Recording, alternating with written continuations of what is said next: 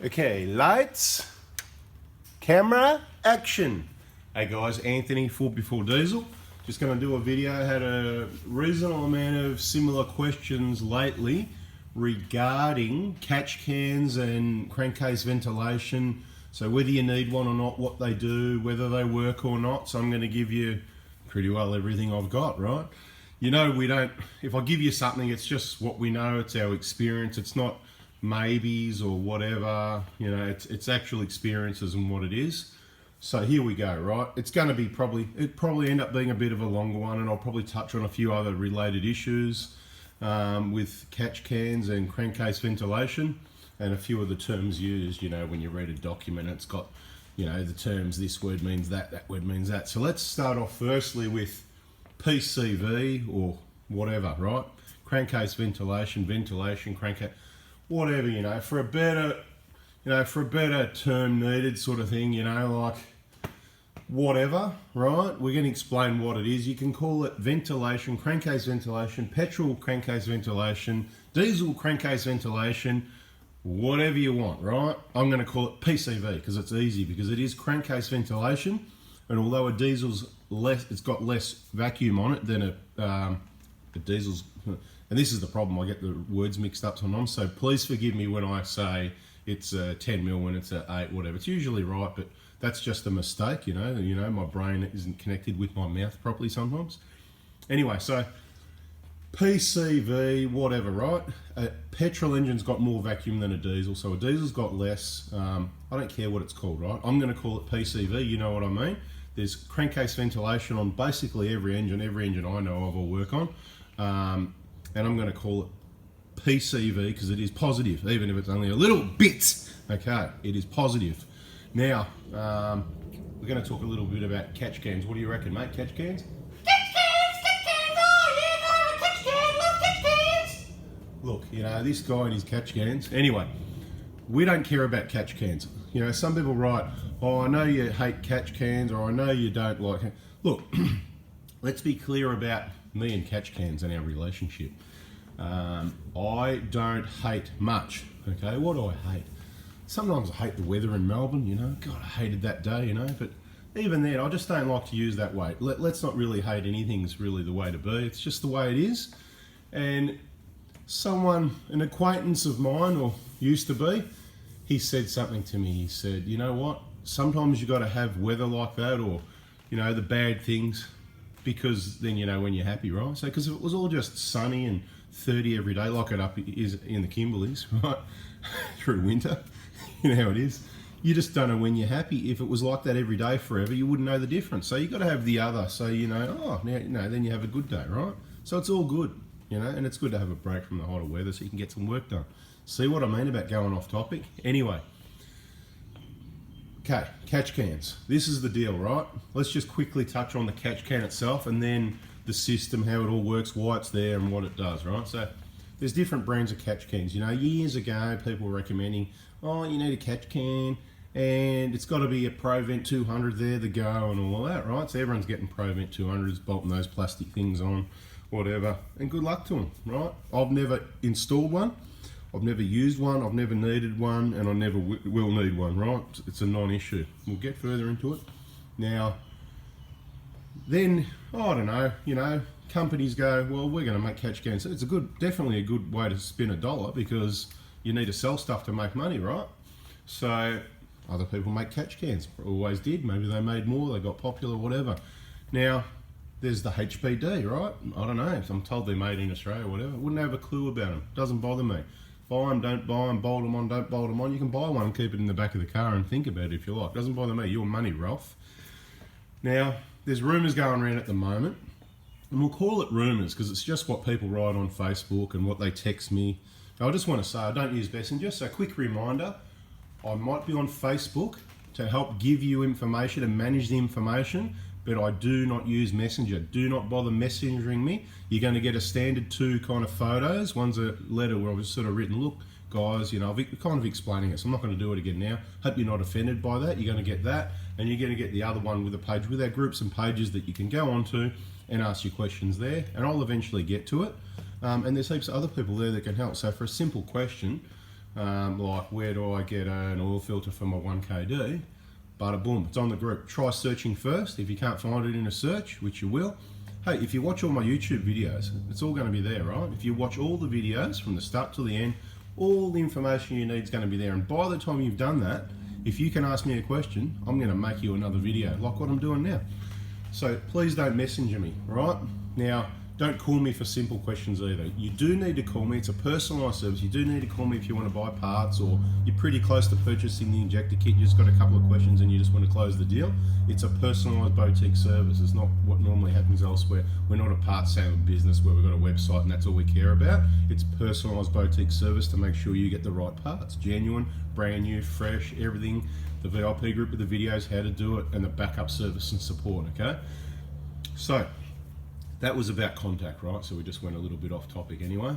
So, but I've had these messages and calls and whatever it is, asking questions, that's cool. So, catch cans. Now, see, I'm totally gone off topic, haven't I? Anyway, this is what they say, right? This is the whole point. It's either written on Facebook messages, it's somewhere, it's coming in, right? Every day, every other day. What do they say? They say things like, and speaking to people, they tell me things like, the HPD isn't catching oil. You know, I used to have a ProVent 200 and it used to get a bit of oil, not much, but the HPD isn't, so it kind of doesn't work. The intake's all oily still and it's all caking up still. And I said, well, bada bing, there you go, whatever. I don't know, I'm not saying that happens. That's what I'm told by people, that's what happens. Anyway, do your research. ProVents, you know, there's people with those saying, oh, you know, I've got it, you know, they've had problems with the engine, you know, they block up, the filter blocks up or something, I don't know. I don't service them, deal with them, I refuse to touch a catch can. Unless you really ask me nicely, I'll take it off for you because it's quite simple to fit and remove them. You'd never pay anyone to install a catch can anyway, it's so simple. You've just got to mount it, should come with a proper bracket, which they generally don't, they wobble around everywhere and could damage your guard. See what I mean? There's whole different aspects to it. This is really going to get onto the intercooler thing, because there's some people out there that are not sure or believe that the intercooler is filling up with oil, which isn't correct, okay? Now, everybody's got their own experiences, each to their own, fair enough, but our experiences are this is incorrect. Now, when we were told about that, we did our own little bit of R&D, and we went to one of the main Toyota wreckers, right? So, you know, we used to do sometimes, or used to, mainly we use new parts, but so we know, so the guys down there, we sort of know them, okay? So they strip all the cars, there's all the intercoolers over there, so we go and have a look at those. You know, there's anything there from, you know, 12 months, 6 months, a month, even in the last few weeks, intercoolers that have been taken off cars. Now, you know oil doesn't just evaporate, right? It doesn't just evaporate, it's not like water. So you can easily go and see in them which way they've been sitting. And if one end was sitting down, you know, and you can see in one of the openings, then every bit of oil that was in that intercooler is right there. And I'll say to the guys, I said, are these full of oil? You know, do you have to drain them out? Is it a messy thing? And they're looking at me all confused and weird going, what? No, mate, what are you talking about? So they come over with me and we go and have a look at them. Well, so that little pool there, and it's like, you know, I'll use the same example, the one that's about the size of a 10-cent piece, if that. And it's kind of just like got a bit of dust on it. There was that little amount there. Any amount of dust in the air's got to that smidgen of oil. It must be like 3 cubic millimeters of oil or something. Nothing, you know, like a speck. And it's all just got sort of dust in it. So you could see the imprint of the size of the oil from the whole intercooler. Okay, so we had a look at a few more examples like that. And of course, popped in there again shortly afterwards. They kept a few fresh ones, had a look at those. Yep, same deal, right? So, seen plenty of intercoolers off, for example, 150 Prados, that front mount intercooler. If it was a big problem with oil filling up the intercooler, then there'd be a drain plug. And every service, we just take the plug out and drain it and plug it back up again, right? But it doesn't happen. And just think about it. It's common sense, right? You've got an intake. So your engine is just pumping air through it. It's a massive air pump, think of it that way. Look at those cylinders, the size of them, and they're going up and down fast. What, you know, 2,500, 3,000 RPM. That's revolutions per minute each. You know, it's just, it's pumping it out, right? Go and feel your exhaust. Get your mate to hold your foot on the, you know, throttle. Give it a rev around 2,500, 3,000 revs, and just have a feel the pressure and the amount of air flowing out that exhaust. Well, it's got to come from somewhere. Well, it comes from down the pipe, up the engine, through the engine, and through the intake. So all that air is rushing through your intake, through your air filter, and through your intake at the same rate. So that's a massive amount of air in 10,000 kilometers, right? heaps of air, just racing through there. Now, you probably need to understand PCV or PC, whatever, crankcase ventilation a bit more to know where's all this oil coming from, because I've got to remember you guys don't fully understand everything like I do. I've got an awesome understanding of all these systems and how it all works, and sometimes I try and put it into layman's terms so you understand what I'm talking about, but it's a hard one. I'll talk like that and some people think, this guy doesn't know what he's talking about, and then, if I get a bit too technical, you're going, what? You don't know what I'm talking. So I'm going to try and explain this crankcase ventilation system. We're going to use the 1KD for example, because we've got some engines here that we've removed, which apparently some people think we've never done engines and turbos and all that, but it's all a done deal, right? So everything's done. Happy days. So we're going to go over to one of those and have a look at it's kind of like a built-in catch can, right? So you kind of already got a catch can, but we'll get to that. Now, a little bit more on the catch cans. Most people are reporting very small amounts of oil. Now, there's some people, magically some people report massive amounts of oil. It just makes me think they're the people that want to sell catch cans. I'm not going to name any companies or businesses, whatever. It doesn't matter. You know who they are. They go, look at all this oil. What's the focus there? When the majority of people are reporting, I had 20 mil or I had 30 mil in 10,000 Ks. That's a small amount of oil. Now, let's just quickly say, where does the oil come from? There's only one place there's oil in these engines, right? And it's in the sump, right? That's your sump oil, what goes into your engine to lubricate it, approximately 7 litres, right? Now, I'll just touch on that. Whatever the book says, give or take, depends how long you drain it for, what angle it's on, how hot it was, blah, blah, blah. Look, and depends exactly where they mean for the oil to be on the dipstick. Is it on the full line or halfway line, whatever? So it's about 7 litres, okay? I just want to cover that, about 7 litres. I'll put 7 litres in when it's had a really good drain, and I'm happy with that, right? But I'm going to check it again, and some take a little bit more for me to be happy, but usually not less, unless you do a really quick one and you didn't get the oil hot. Not hot, because then it's going to come out crazy hot, and go everywhere. It can do, it's a bit crazy. So where's the oil come from? So it's in your sump, right? And basically, many years ago, they worked out with engines. The biggest issue was moisture, okay? So because you've got combustion going on, heat and everything, and what's in air? Air's got moisture, water, right? So you're getting this sort of, condensation going on in the engine and up at the top of the engine, because think about it, right? Where does condensation go? It goes to the top. Think about your headlight. When you've got a bit of water in a lens or a light or whatever, it's at the bottom while it's cold, put it out in the sun, it condensates, goes up on the top of the lens. Same thing happens in an engine, right? So up the top of the engine, it was all getting all messy, like turning into grease, whatever.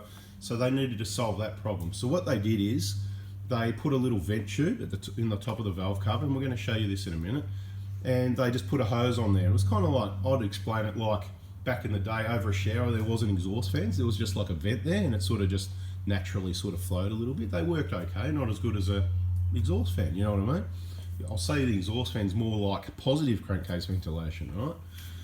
Anyway, so that's what they did. It was just the tube and a hang down low, and sort of in a position with an angle cut on it that created a bit of a low pressure, so that it kind of created a bit of a vacuum and sort of vacked it out. So which was cool, it solved that problem, but depending what the engine was like, how much oil leaked out there, and of course it was a bit of a hazard. That's putting oil all over the road, right? So, slippery roads and whatever, not good if you're on a motorbike in the wet and you just pull up behind this bunch of, the way cars used to be. Imagine all the cars on the road now just letting a bit of oil, let's say, it's not much oil anyway, is it? It'd be barely drip on a trip, 30k trip, barely to get a drip out. But look, so probably in these engines, let's say, in the older engines there was more, okay? They used to use more oil, more blow-by, more of this sort of thing. But in today's common modern engines, the quality's up there, and they don't use oil. And that's testament to say, how much oil your vehicle uses in a 10,000k service interval. And I'm not saying 10,000 is okay, 5,000 is what I recommend on any engine. If you've got one that they recommend every 15,000, just do it in between at 7.5. Not the filter, just the oil. We can explain more in another video. You can waste the filter if you like, it's up to you. Happy days, no problem. Now, so not much oil going anywhere, right? Because you check your oil at the end of 10,000 Ks and it's all still there, right? So there's barely a measurable amount that's left the sump, and some of it does get burnt and go through the combustion out the tailpipe anyway, okay? So it's a kind of a, because some goes past the rings. So even what you do use doesn't mean it's gone through your PCV, okay? Crankcase ventilation, whatever. So I hope you're getting the picture where the oil comes from. It comes from your sump. So in 10,000 Ks, you're barely going to use 20, 30, 50 mil, whatever, right? With all that air, that stupid amount of air, there's so much going through and it's rushing through there. There's barely any time for any of the oil to stop anywhere. And if it does stop anywhere, generally that air rushing through, it's just going to keep pushing it through, right? So the only place you generally find any oil accumulation, which may make it look bad, is, let's give you an example with a top mount intercooler like this one. When you take it off, you find a little bit at the joins, right? Because at each end of the intercooler, it's a steel pipe or plastic. And then where it joins on is like plastic or steel or whatever, right?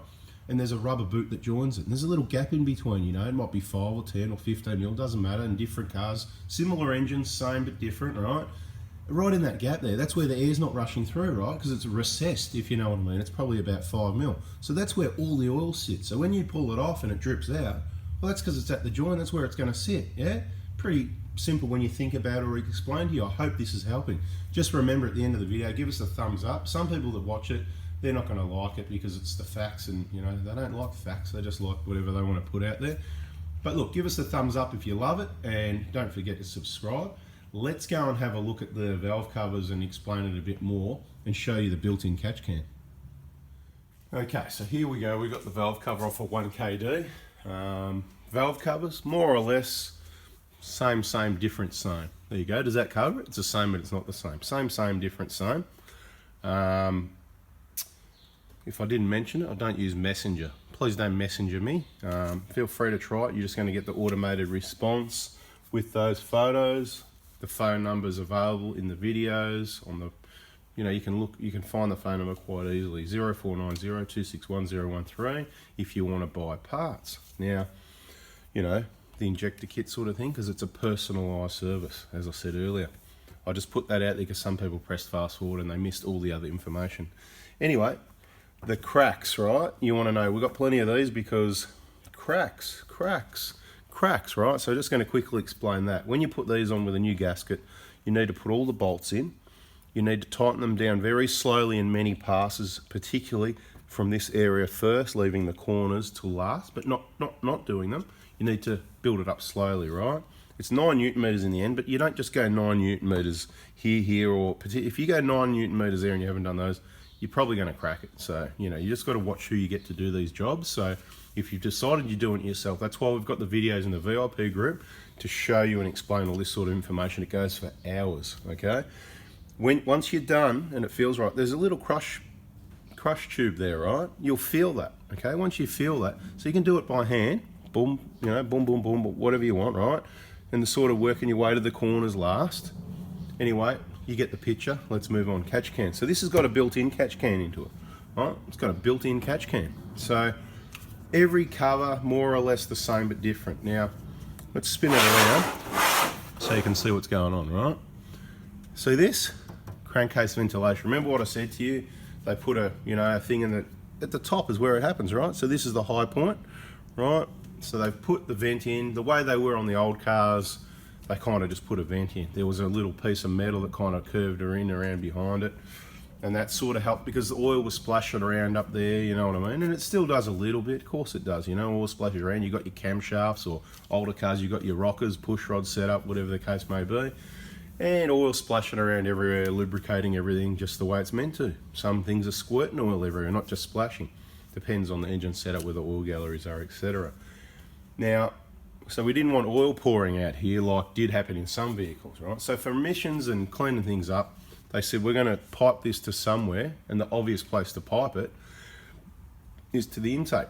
Now, if you haven't got sufficient filtering or something in here to separate, and we'll get to more detail on this, then that's where you're going to get more oil in the intake. Now, 1KDs, for an example, and newer vehicles generally have a pretty good system. So let's turn it over and have a look and see what's going on there. Okay, so there it is. There's your catch can, right? And that's probably why you don't need a catch can. Okay, so what happens is, as we explained, the main reason there for engines was moisture. Now, probably the moisture issue got a bit better with all this, and you know, also crankcase gases and that, so there's a little bit of unburnt, whether it's petrol, diesel, gas, whatever, we're going to call it gases in general, crankcase gases, right? You get a little bit of that, and it's gases, but then it can form back to other crap. So the point is to help keep the engine oil on the top of the engine clean. It all gets vented out for those two reasons: crankcase, gases, moisture, and probably something else, but you know, that'll do. And pressure as well, you know, you just need to have a pressure relief area. Okay, without getting too much in detail there, what happens by trying to get those gases and moisture out is, with the heat of the engine combustion, there's moisture like oil mist, misty, oily, you know, whatever, in the air, if you like, in the engine. So if that's floating out around in the air, then it would just come out that pipe, right? It's certainly not going to be much, but especially so with this in place, right? And this is really fairly well enclosed. You can see it's sealed all the way along this side, all the way along that side, all the way along there. So basically, I mean, I haven't analysed this yet, but I know there's a hole there. I'm pretty sure the main opening's up that end there. I'll just have a quick look.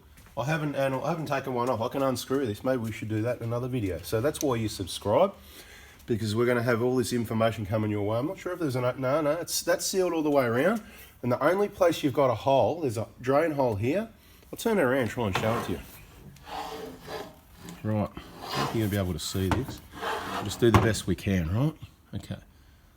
Can you see, just in there, right? There's like a drain hole there, right? There's one there.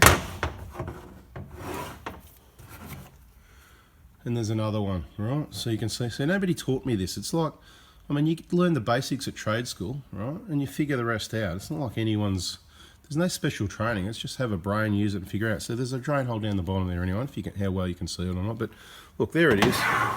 So what happens is, that's your built-in catch can, and probably why you don't need one.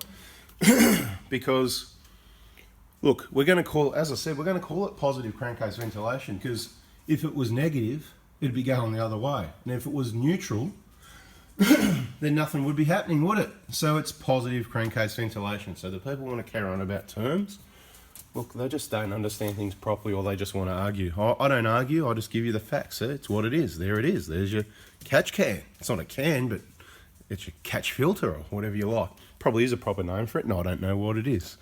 Anyway, PCV filter accumulation system. There you go. It's even got a part number on it. Probably can't buy it separately though. So, bang, it is positive. You know, the slight vacuum here, evacuating the engine. That's beautiful. Then in here can stay nice and clean. Happy days. Any oil, so it's actually got a drawer up into here. So any oil is going to be collected on the inside of this, most of it, not all of it, and it's going to drip out those drain holes. So there's at least 2 drain holes. I can't see any more at the moment. So there's at least 2 drain holes, and it just drips back out and goes back to where it's meant to be. Now, if you wanted to put a catch can, this is an old rubbish one, so don't worry. If you want to put a catch can that's going to fail, sorry about the noise, then you may as well just get a stool. You go to Bunnings and the rubber cups off the bottom of the stool, and just stick the cup over there, mate. You know what I mean? Because then you've totally lost your crankcase ventilation. Your engine oil's not going to last as long. It's going to start to gum up in here. Maybe you get a bit black and messy, right? Because those gases aren't coming out, the moisture's not coming out. So it's going to change a bit. And I've seen a couple of engines like that have got catch cans. So whatever you put in this crankcase ventilation line here, right, to the catch can, right, that's what happens. So this would normally go direct to your intake, which is these engines is down near the turbo. Bang, bada boom, into your, basically, and the oil doesn't hurt anything. It's clean oil. You're doing your oil changes. The oil doesn't hurt anything. All the turbo will make anything dirty. The soot's the problem, and we can get to that. But it's really another video, and if you don't understand it already, you probably need to go and watch the other videos. That's why we're doing this one, because you haven't watched the other ones. All right, now, so there's so much information, right? So that goes to the intake, no problem. What's the point? So that's we said there's not a lot of vacuum. That's a really nice, easy flow, so that system's gonna work. Now, once you put pipes going off over here near the reservoir, through a filter, and then back in another pipe, then you've restricted it, made it a longer travel. It's going to reduce the effectiveness. 100% it's going to do that, right? So it's not going to be as effective in keeping inside your engine clean. You want a catch can? It's up to you. There's more information coming. Keep listening, right? So Then the problem you got is if you've got a catch can that doesn't work really well, it's kind of just like what's already in the valve cover. You just got another version of that, another container without a filter or with a crappy filter that doesn't really do much. You've already got that, it's here. It's pretty well designed. Toyota, right? Just remember you brought a Toyota. Quality vehicles, quality design, they are quality. I don't care what anyone else says. They're still quality. You know, technology is the problem and things companies are being forced to do. And because Toyota's the biggest and best and everybody's got one, then they're going to seem to experience some more problems with some things from time to time, and it's going to be pick on Toyota a lot of the time, because that's how it works when someone's successful. It's pick on them. Well, people should, companies should just learn from them and maybe follow their lead a little bit. Anyway, I like Toyotas still. Catch can, bang, not that good. Oh well, that was a bit of a waste of time, wasn't it?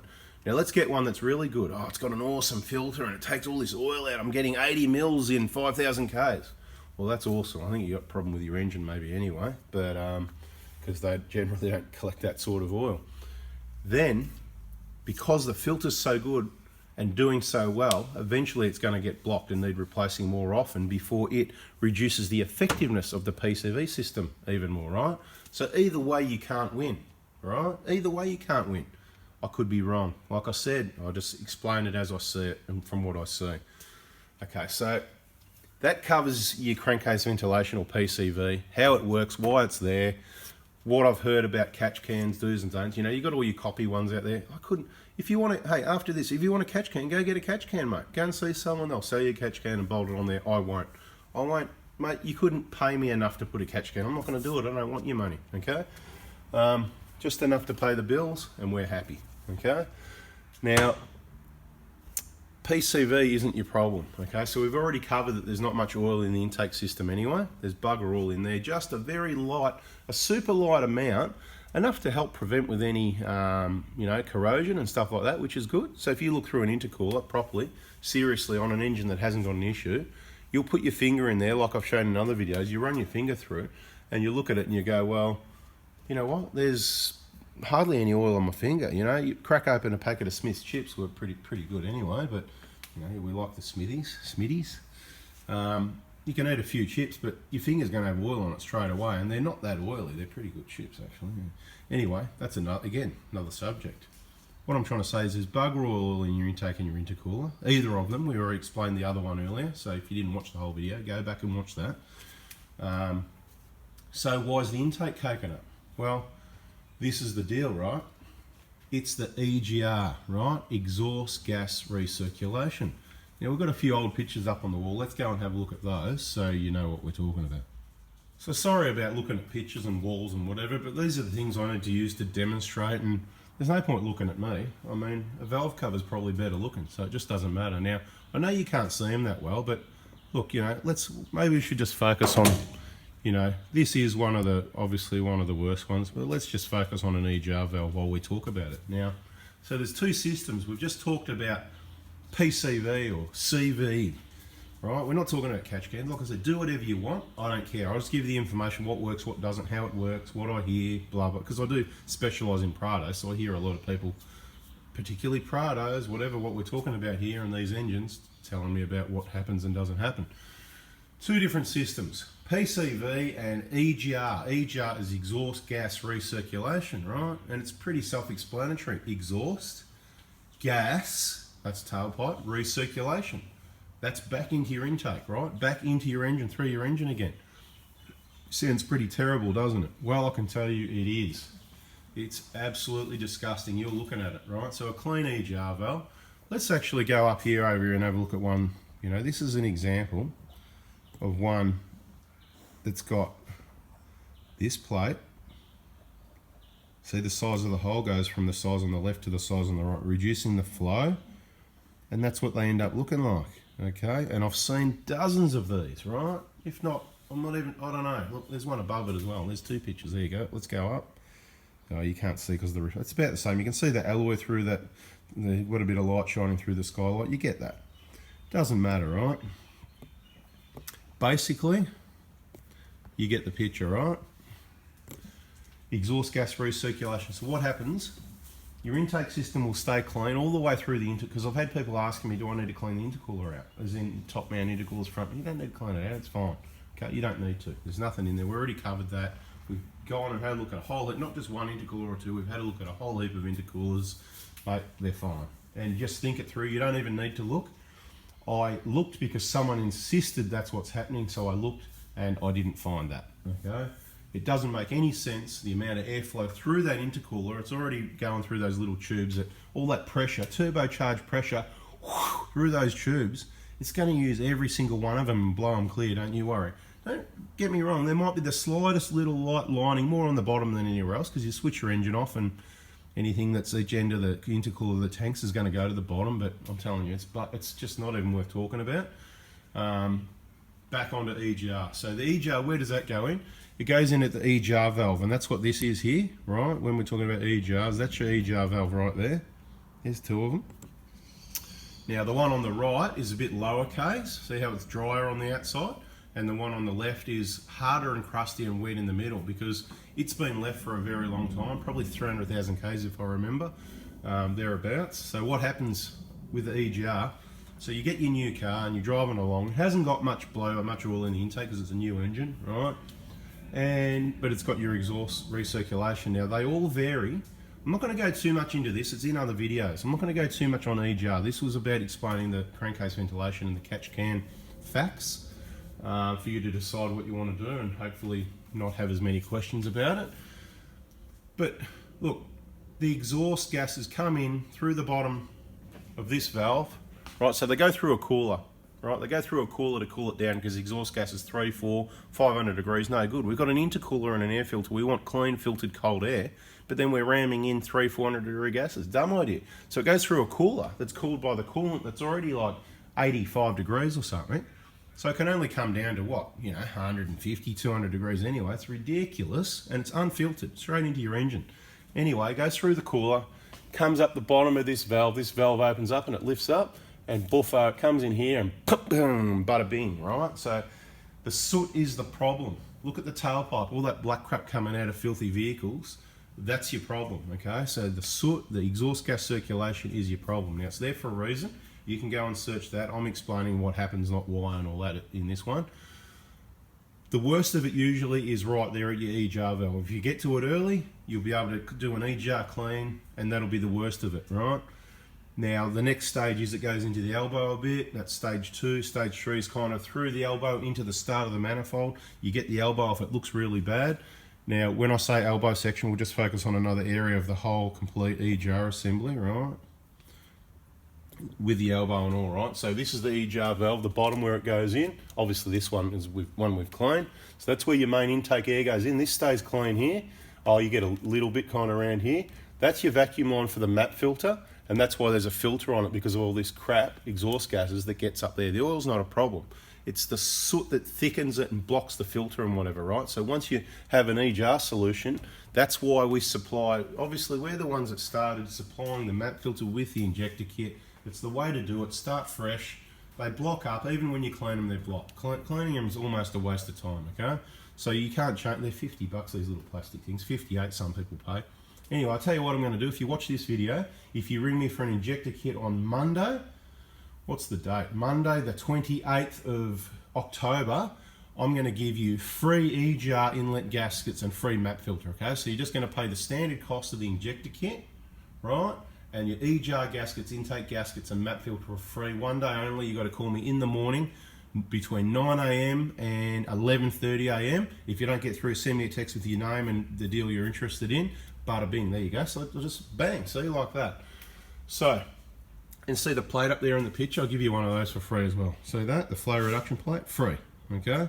So we've got a few freebies going for watching this video. Well done. Right, so clean air goes in here. MAP filter vacuum line there, EGR coolers here, that's where all the mess starts, the valves up here, the sensor and everything. Then your air's going down into here. Stage 1, filthy here, by here it's better. Stage 2, it's down here, dirtier at this end than this end, but once you get to here it's better. That's what you want, stage 1, stage 2, get to it early. If you're sitting around thinking, she'll be right, mate, hey, probably will be right, till the end. Stage 3 is it's gone past here and dumped into the start of the manifold, right? But quite often, and this is what I usually see, it's either stage 1, 2 or 3 usually. It can look quite bad and you think you've got to pull your manifold off, and if you're doing it yourself, it's only your own time, and we're going to give you the gaskets for free, so go ahead and do it, right, if that's what you want to do.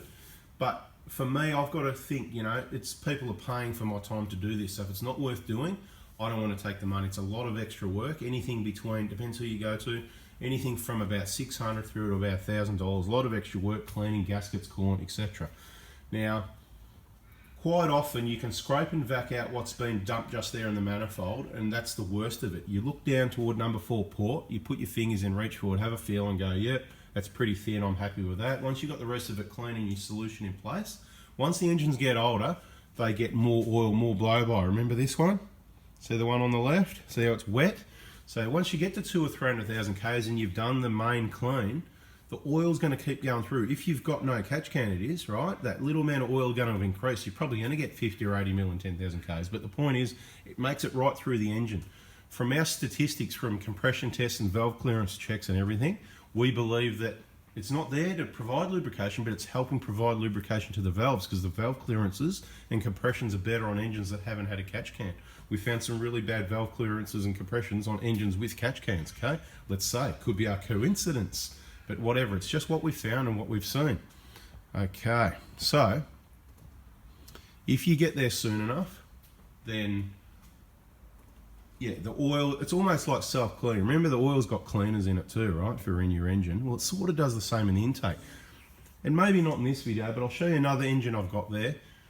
And we've got photos somewhere, I've just got to dig them up, where the plate's in there and it's got the oil. And when we took the manifold off to have a look, you could actually see the trail along the bottom of the port to the alloy, because the oil, obviously that's where a bit of oil was running like a trail almost, and it was like self-cleaning, so it wasn't even black. It was like the whole rest of it was, you know, don't get me wrong, it's black, but there's no coating. It's like a petrol engine. If you've ever seen a petrol engine intake, probably a little bit worse than that, but it's like someone spray painted it black. It's a little bit damp, but there's no build up on anything, right? So look, there's a heap of information. I hope that helps you understand the difference a bit between PCV and the EGR is the problem. Now I'm not going to talk about, I'm not a lawyer, so the legalities of shutting off your EGRs and putting plates in and stuff like that, it's up to you to figure out. It's different in each state of Australia, it's different in other countries. Some don't have them, some do, so it's all a big mess anyway, because everyone's different and always changing. You know, in the states of Australia, you know, you got to read the words. It's a grey area, you know, because if you shut it off, it's definitely going to be illegal. But if you reduce the flow of it, if you look at the wording and what you've done, there's a chance that it, but you know, you'd have to be the one arguing about it. But you know what? Most people don't really care. What I'll say is, it seems to be a case of rob Peter to pay Paul, because supposedly this is reducing nitrogen oxides, but in doing so, it's going to increase carbon monoxide and every other emission, because you're reducing the efficiency of the engine by running it on hot exhaust gases instead of the most efficient cold filtered air, and the longevity of the engine, which, you know, it costs money and environment to build a new car and a new engine, right? So ideally, you want to, if you've got a 120 or 150 Prado, best cars ever built with a 1KD, you just want to keep it going. So you want to do all the right things to look after it and keep it going. Now, I don't know what else I can tell you. You know, if you don't get it now about PCV and catch cans and whatever, what hope have we got? I don't know what else to say. Like always, subscribe so you don't miss out on that awesome information. Thanks for watching. All the best to you all. Yep, that's me in the reflection. I'm waving. Hi. What else can I say? Bang, what did I miss? I don't know. We've covered brands. I don't care. We've covered, do you want a catch can? I don't care. That's how they work or don't work. Things I've heard, seen, whatever. I don't know what else I can say. The best way to be in a 1KD, thousands of people have got the plate with a 7mm hole. It's all over the joint, mate. You know, all the sellers on eBay are selling trillions of them, right? Because it works. Okay, now I'll add a couple other things actually. So this is why you've got to stay till the end. Now, people that have contacted me. So we've got a number of things out there. A couple of things. There's 2 videos we've got on our YouTube if you search EGR. One's got a plate with a 7mm hole, no catch can. It's done approximately 30,000 kilometers, and the EGR valve is clean. It's alloy in color, you know, like these ones up here in the picture. There's one down the bottom behind that oil, behind that grease there as well, right? There's one there. I'll show you, that's what they look like. I'll zoom in a bit more. We'll get in there and move this out of the way. The moly grease 3%, right? There it is, that's what they look like, and you've seen the two up above it. They're all the same, you know, we've seen heaps of them. That's how it works. Don't worry about that. Then there's the people that asked about, you know, the hole in the plate. Is the hole in the plate going to block up? No, it's not, because it goes between the head and the EGR cooler. There's no oil there, right? It's just dry. That hole doesn't block up. Okay, and there's the ones above it, which you sort of can and can't see, but they're all the same. Basically, same stuff, different vehicle. Thousands of people have got it. We've been able to check them out over the years and see what job they're doing. They do work, stays alloy in colour. At idle, the engine's still getting 20% exhaust gases, so it's 2080. Standard, they're 50-50 on the 1KDs. With the plate, it's 2080, which sounds bad, but as you drive, the flow doesn't get through the hole, so the ratio. So it only takes a very small amount of inert gases to cool the combustion, which is what it's designed to do. And there's a good chance that it still does what it's designed to do with a bit less flow. But look, up to you guys. Whatever. K on 4x4 on eBay to buy those plates with a 7mm hole. If you get the injector kit off us, it's free. All you got to do is make sure you're watching the video so you can ask for the freebies, like that one I mentioned earlier. If you watch the video, you can say, hey, can I have I'm going to mention it all again, you know, the free port cleaning down, the free crow's foot spanner, you know, what else is there? I can't even remember. The free plate with a 7mm hole. I don't know, there's a few things. You have to look in the videos, I even forget myself. There's over about 20 separate components in the injector kit, and that's not including the videos of how to do it, the instructions, the package, the customer service, and the information for years to come, and lifetime access to the VIP group. So, like always, thanks for watching. All the best to you guys. Talk to you soon.